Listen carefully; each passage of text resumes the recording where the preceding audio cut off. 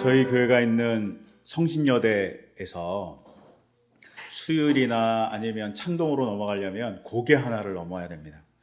그 고개의 이름이 미아리 고개입니다. 어디서 이렇게 들어본 것 같지 않으십니까? 미아리 고개. 아마 미아리 고개에 대해서 들어보신 분들은 연식이 좀 있으신 분들이에요. 근데 우선 저에게 가장 먼저 생각나는 게 두 가지가 있어요. 그 중에 하나가 뭐냐면 미아리 고개 하면 단장의 미아리 고개라는 노래가 생각나요. 이 노래를 아시는 분은 진짜 연식이 높으신 거예요.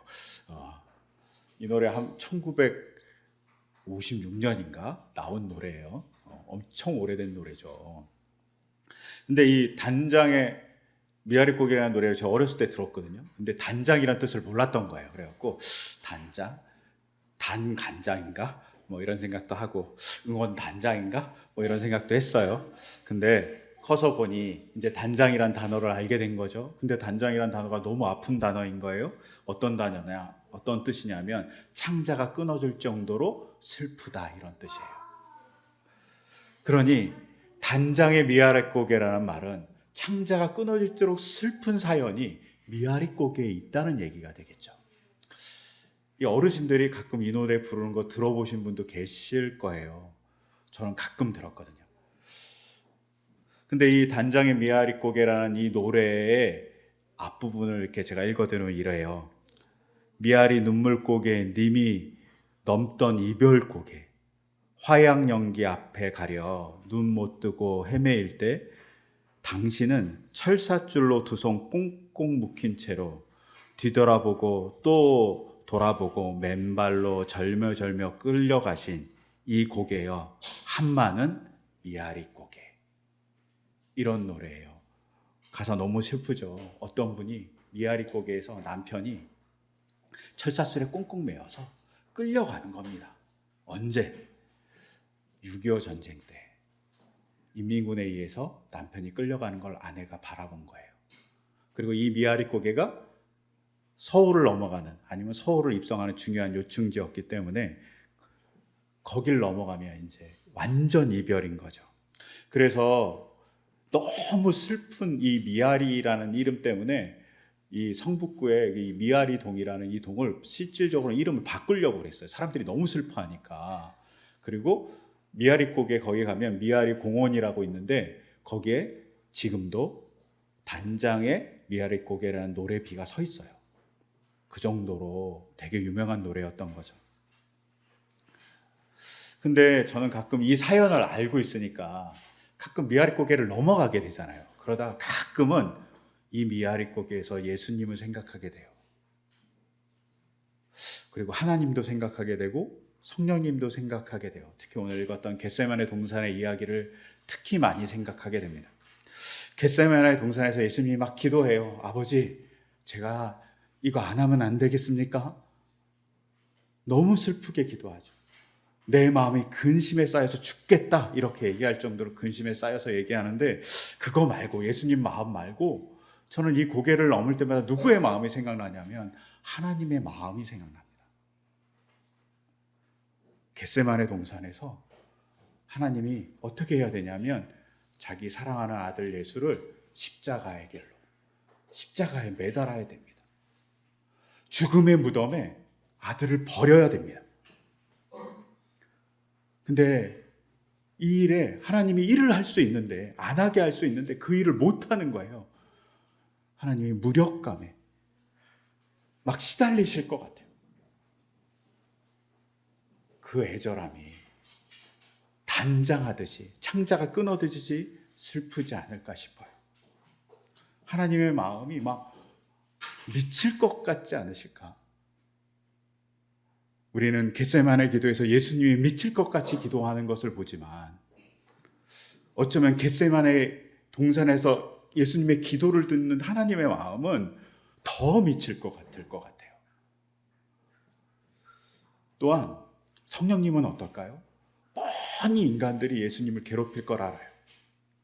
뻔히 저 멀리서 예수님을 잡으러 폭력적인 군인들을 데리고 오는 것을 성령님은 알고 계세요. 근데 그것을 보고 막을 수도 있지만 막지 못하면서 발 동동 구르시는 성령님이 겟세마네 동산에 있지 않았을까? 그리고 겟세마네 동산의 성령님도 단장이 찢어지듯이 막 슬퍼하지 않았을까? 이런 생각이 들어요. 근데 왜 이러셨을까요? 인간을 사랑하셔서입니다. 충분히 예수님을 말릴 수도 있고 성령님이 군사를 막을 수도 있었을 테지만 성령님은, 하나님은, 예수님은 인간을 사랑하니 십자가를 지시는 길에 참여하신 거죠. 그리고 그 십자가를 지는 그 길에 이별의 장소가 어디냐? 저는 겟세마네 동산이라고 생각해요. 겟세마네 동산에서 성삼위 하나님이 이별하시는 거죠. 단장을 찢듯이 말입니다. 그리고 예수님은 묵묵히 외로이 십자가를 지러 가시지 않았을까? 그리고 그 십자가의 사건 때문에 바로 오늘 부활의 사건이 있습니다. 부활은 승리의 날이고 기쁜 날입니다. 하지만 우리를 애절하게 사랑하신 하나님에 대한 사랑을 기억하는 날이기도 합니다. 더불어서 미아리고개 하면 또 생각나는 것이 하나 있어요. 여기서 경험이 있으신 분도 있으실 거예요.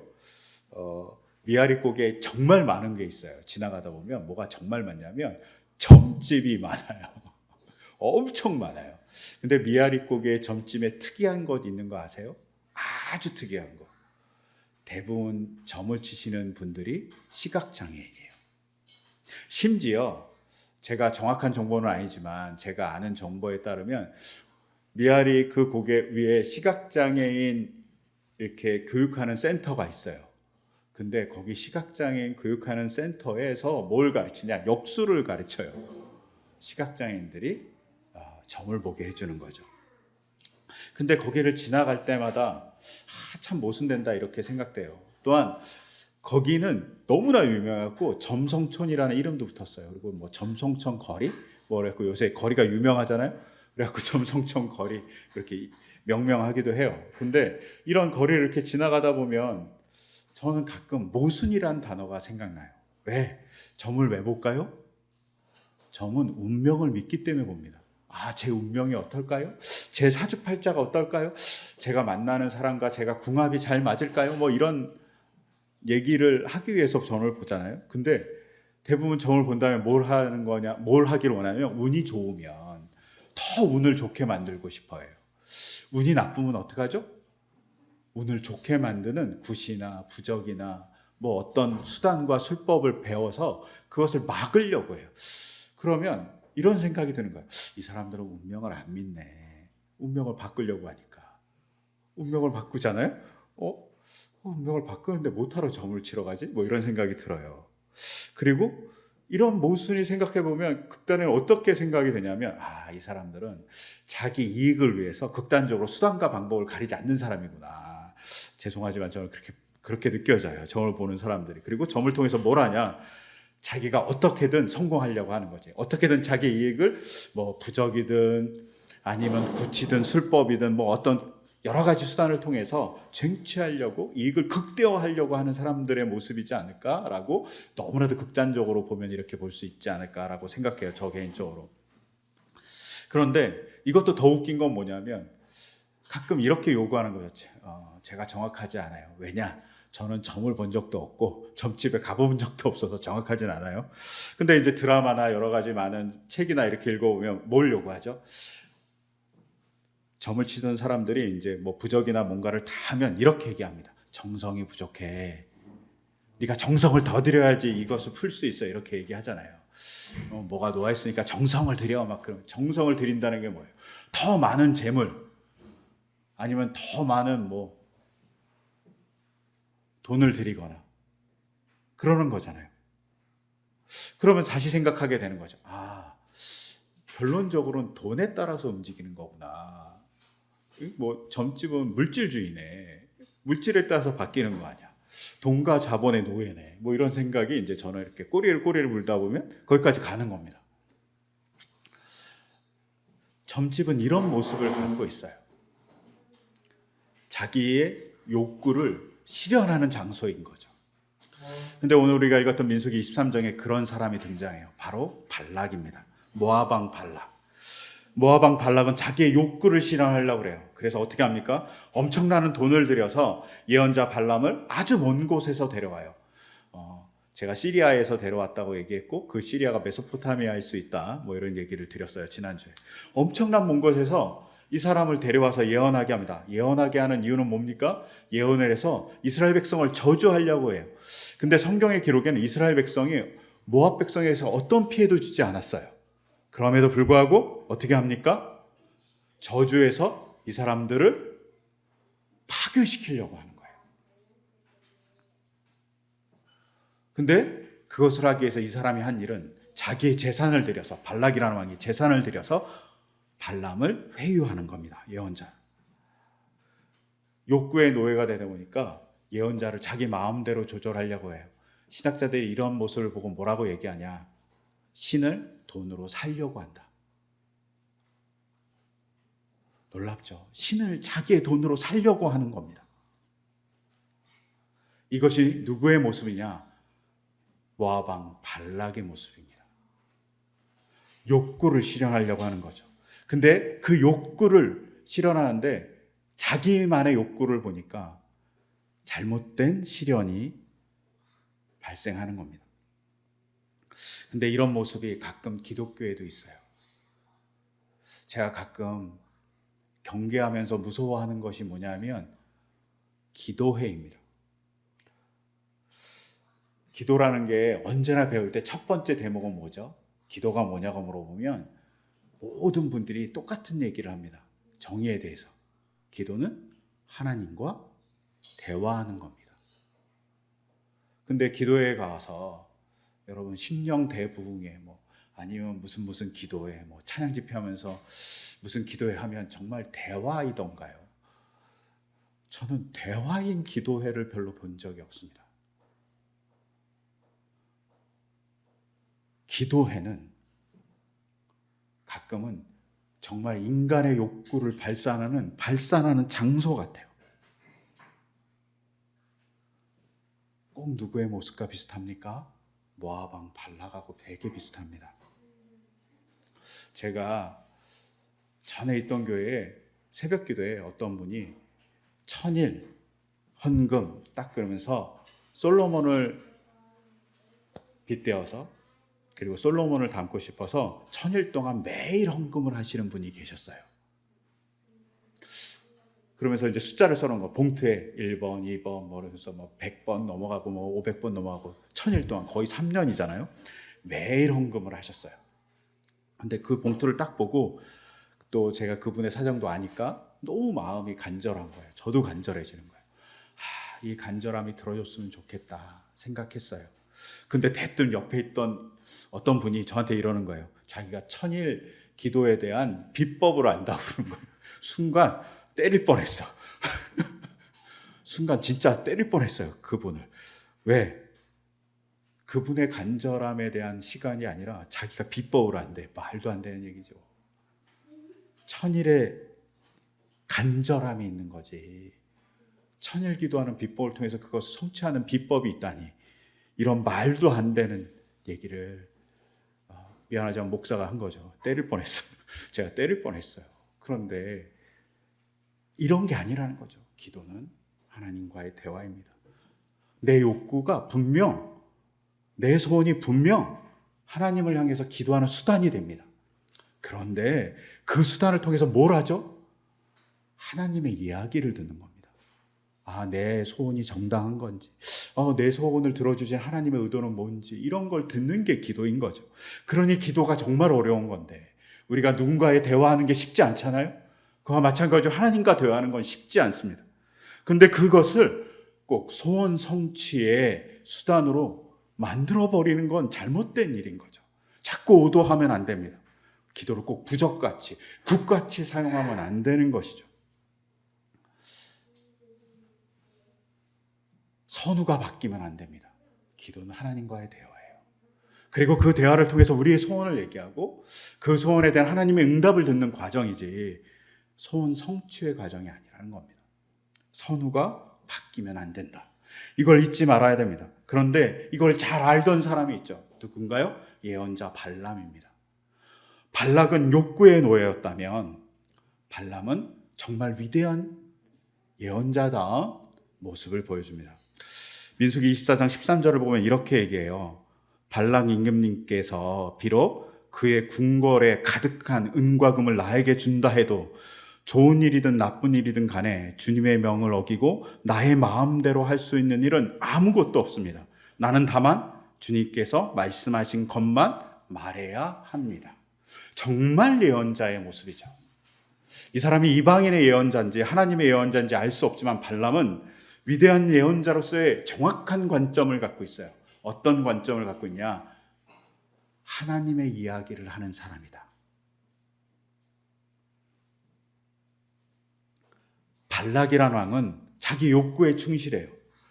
그리고 그 욕구를 안 들어주면 막 떼를 쓰는 어린애와 같이 떼를 쓰는 사람이에요. 그리고 그것을 가지고 어떻게 하냐? 발람한테 떼를 쓰고 예언자 발람한테 유혹도 하고 막 괴롭혀요. 근데 예언자 발람은 어떻습니까? 그걸 들어주지 않아요. 왜 그럴까요? 저는 여기에 중요한 관점 하나가 있습니다. 발락은 자기 욕구에 집중해 있다면 발람이란 예언자는 하나님께 집중되어 있습니다. 하나님이 뭐라고 그러시는지가 제일 중요합니다. 누구에게 집중해야 될지 아는 거죠. 발락은 자기의 욕구에 집중해요. 근데 발람은 하나님의 뜻에 집중해요. 이게 가장 큰 차이입니다. 생각해 보세요. 우리가 연애를 해요. 여자친구가 다른 여자나 남자한테 막 한눈을 팔아요.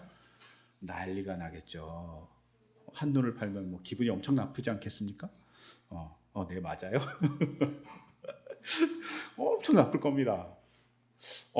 아빠가 자기보다 다른 애를 더 이뻐하는 것 같아. 엄청 속상하겠죠. 또 엄마 아빠가 아들과 딸이 엄마 아빠를 사랑하지 않고 다른 엄마 아빠를 막 사랑하려고 그래. 정말 화가 나겠죠. 집중할 대상에 정확하게 집중하는 게 중요해요. 발람이라는 예언자는 정확하게 집중할 줄 압니다. 누구한테 집중해야 될지 아는 거예요. 집중하는 것을 잘못하면 인생에 문제가 생기는 거죠.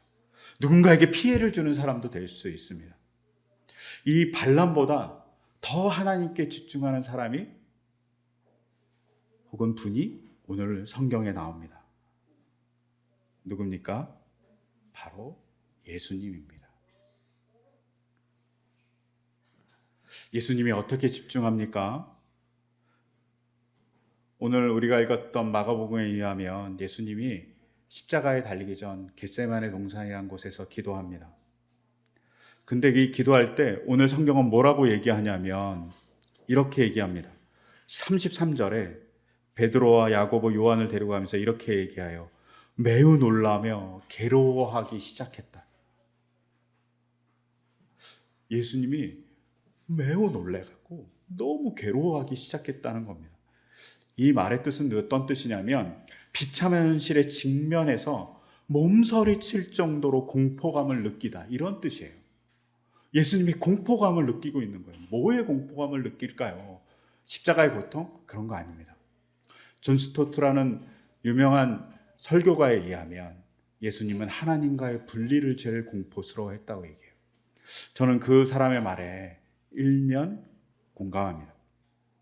근데 예수님이 이렇게 몸서리칠 정도로 공포감을 느끼면서 어떤 지경에까지 이르냐, 내 마음이 근심에 쌓여 죽을 지경이 되었다 라고 오늘 성경은 표현하고 있어요.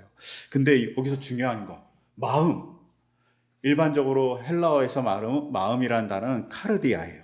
근데 이 카르디아라는 이 헬라어가 쓰이지 않고 그냥 마음, 우리가 얘기하는 마인드, 영어로는 마인드잖아요. 이런 말이 쓰이지 않았어요. 여기서 무슨 단어가 쓰였냐면 영혼을 뜻하는 푸시케가 쓰였어요. 근데 이 푸시케라는 단어가 어떤 뜻이냐면 기쁨, 슬픔, 사랑의 감정을 모두 느끼는 전인격적인 존재란 뜻이에요. 우리가 영혼이라고 얘기하기도 합니다. 즉 예수님이 그냥 마음의 근심이 그냥 내 마음이 죽을 것 같아요 라는 뜻이 아니라 내 삶 전체가 사랑과 슬픔, 공포, 외로움 모든 것에 흔들리고 있다라는 뜻이에요. 그러니 예수님이 뭐라고 얘기합니까? 아버지 될 수만 있으면 이 시간이 자기에게서 비껴가게 해달라고 얘기합니다.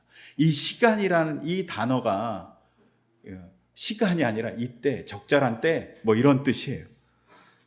즉 십자가의 사건이, 십자가를 통한 하나님과의 분리의 경험이 지나갔으면 좋겠다, 나에게 안 왔으면 좋겠다, 이렇게 얘기하시는 거죠. 예수님의 욕구예요. 얼마나 예수님의 욕구가 십자가 혹은 무덤에 가는 일이 싫었는지 알 수 있어요. 그런데 예수님이 마지막으로 뭐라고 얘기합니까? 그러나 내 뜻대로 마시고 아버지의 뜻대로 하여 주십시오 라고 기도합니다. 예수님이 어디에 집중합니까? 자기의 욕구에 집중하지 않습니다. 누구에게 집중합니까? 하나님께 집중합니다. 하나님의 뜻이 무엇인지, 하나님이 무엇을 원하는지 집중합니다. 여러분, 우리가 해야 될 일입니다. 우리가 무엇에 집중해야 될지 생각해 봐야 됩니다. 엄마가 갓난아기에 대해서 집중합니다. 근데 남들은 잘 모르는 걸 알아요. 아기가 울잖아요. 남들은 배고픈가? 똥을 쌌나? 잠을 자나? 잠을 자고 싶나? 뭐 이런 얘기를 하잖아요. 근데 엄마는 아기가 울면 배고픈 거예요. 아기가 울면 똥 쌌어요. 뭐 이런 얘기를 금방금방 알아요. 왜? 엄마는 아기에게 집중하기 때문입니다. 즉 하나님은 예수님께 집중하고 예수님은 하나님께 집중해요. 그래서 하나님의 뜻을 아는 겁니다. 우리가 성삼위일체 하나님이라고 얘기하잖아요. 그게 뭡니까? 그 세 분의 관계가 서로 집중하는 관계라는 뜻입니다. 그러니 하나님의 뜻을 알고 십자가를 지실 수 있었던 겁니다. 그런데 여기서 한 발 더 나가서 그러면 성삼위일체 하나님, 세 분은 어디에 집중하고 있었을까요?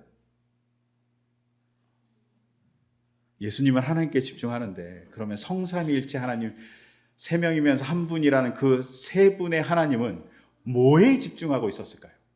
서로에게만 집중했을까요? 인간에게 집중하십니다. 그러니까 인간을 위해서 십자가를 지실 수 있고 무덤에 들어갈 수 있었던 겁니다.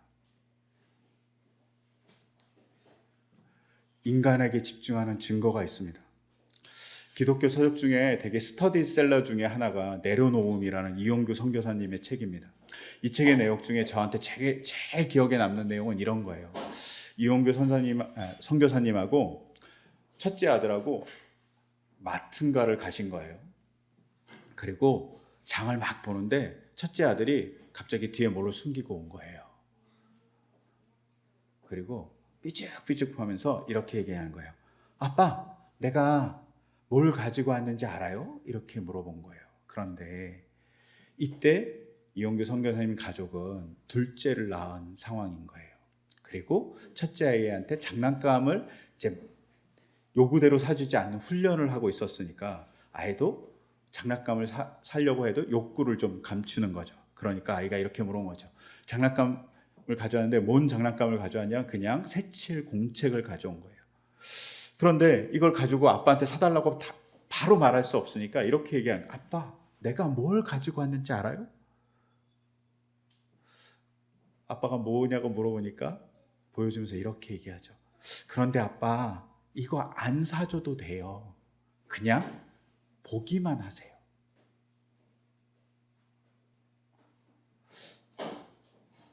아이는 두 가지 마음이 있는 거죠. 하나는 너무 사고 싶은데 안 사줘도 돼요. 자기가 훈련하고 있으니까. 안 사줘도 돼요. 근데 아빠 보기만 좀 하세요. 라고 얘기해요. 선교사님이 둘째 아이를 낳아서 첫째 아이가 상실감을 갖고 있다는 사실을 잘 알아서 아이에게 이렇게 물어봐요. 너 정말 그거 갖고 싶니? 그러니까 아이가 네라고 얘기해요. 그러니까 아빠가 다시 물어봐요. 그럼 아빠가 사줄까? 그러자 아이가 너무 밝은 미소로 네라고 대답합니다. 그리고 정말 사주셨다고 그래요. 그리고 그 아이는 선물을, 그리고 선교사님 마트에서 뭐 이렇게 대충 장본걸 가지고 금요 기도회를 가신 거예요. 그런데 갑자기 금요 기도회 때 하나님이 이렇게 선교사님한테 얘기하는 거예요. 용규야, 내 아들이 장난감을 안 사줘도 된다고 말할 때 너는 어떤 마음이었니? 너무 사주고 싶은 마음이 들었겠죠. 이거 안 사줘도 돼요. 보기만 하세요. 너무 이쁘잖아요. 근데 예수님이 이렇게 얘기합니다. 하나님한테, 아버지, 제 뜻대로 마시고 아버지 뜻대로 하세요. 아버지인 하나님이 보기에는 예수님의 그 말이 얼마나 이뻐 보였을까요? 근데 예수님이 하나님을 부르는 호칭이 뭐냐면 아빠예요. 아빠. 모든 일이 가능하신데 이 잔을 좀 피할 수 있지 않을까요? 그런데 제 뜻대로 마시고 아버지 뜻대로 하세요 라고 얘기하는 겁니다. 너무 예수님이 이뻐 보이셨겠죠. 그런데 그 이뻐 보이는 예수님한테 십자가 그래 그만 져 라고 얘기 못하는 건 성삼위일체 하나님이 인간에게 집중했기 때문입니다. 서로에게만 집중했다면 그래 이거 하지 말자 라고 되었을 거예요. 그런데 인간에게 집중하시는 것, 인간을 사랑하심에 집중하는 것, 그것을 놓치지 않았기 때문에 하나님은, 예수님은, 성령님은 십자가를 지는 일에 같이 동참하시는 거죠. 여러분, 이런 모습이 사랑인 거죠. 저는 이런 모습 안에 믿음이 있다고 생각해요. 어떤 믿음이 있냐? 예수님이, 하나님께서 나를 부활하게 해줄 거라는 믿음이 있을 거라고 생각해요. 더불어서 하나님도 예수님에 대한 믿음이 있을 거라고 생각해요. 제가 이쯤에 되면 언제나 생각나는 소설이, 하도 많이 얘기해서 지겨우시겠지만 니코스 카잔차키스의 그리스도의 최후의 유혹이라는 소설이에요. 이 소설의 내용은 간단해요. 그냥 예수님이 십자가에 달리셨는데 사탄이 유혹해서 십자가에서 내려오라고 얘기하는 거예요. 근데 예수님이 십자가를 끝까지 졌다라는 내용이 이제 간단하게 얘기하면 소설의 내용인데, 예수님이 십자가에서 내려오지 않을 거에 대한 하나님의 믿음이 있었던 거죠. 근데 이번 주 제가 깊이 매주 이렇게 묵상을 하다 갑자기 이런 생각이 들었어요. 3일의 무덤이, 3일에 어쩌면 지옥에 가셨던 그 사건이 예수님은 안 가실 수 있겠다. 예수님은 자기 스스로 정말 이건 별거 아니에요. 툭 치고 지옥에서 그냥 빠져나올 수도 있겠다.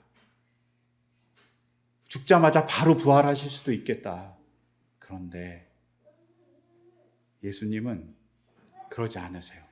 그러지 않을 거에 대한 하나님이 예수님을 믿는 믿음이 있었던 거죠. 십자가를 온전히 감당할 믿음, 무덤을 온전히 감당할 믿음이 하나님에게 있으신 거예요. 누구에 대해서? 예수님에 대해서. 성령님도 마찬가지인 거죠. 오늘 읽었던 본문에 의하면 성령님이 예수님을 살려주셨다라고 로마서에 얘기해요. 그런데 그 성령 안에서 예수님이 부활할 거에 대한 믿음이 예수님에게도 있죠. 성령님을 향해서. 그러니 영혼보다 깊은 3일의 죽음을 감당하셨을 겁니다. 왜?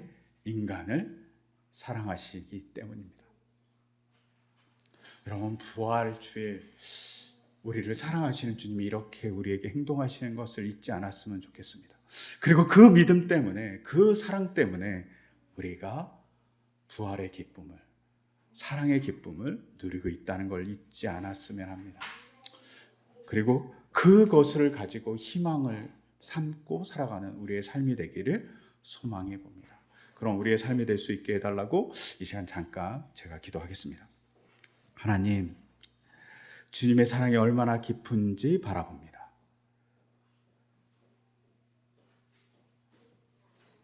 무엇보다도 인간에 집중하시며 사랑해 주셨던 성삼위일체 하나님의 사랑을 바라봅니다. 주님, 그 사랑을 우리가 알게 하시고 그 사랑에 매어서 우리가 살아가기를 소망합니다. 그 사랑을 믿음으로 우리의 좌절스러운 삶에서 주님의 부활의 기쁨을 누리기를 소망합니다. 그런 우리가 될 수 있도록 주님의 사랑을 우리가 느낄 수 있도록 우리의 영혼을 깨워 주시옵소서. 이 모든 것 주 예수 그리스도의 이름으로 기도드립니다. 아멘.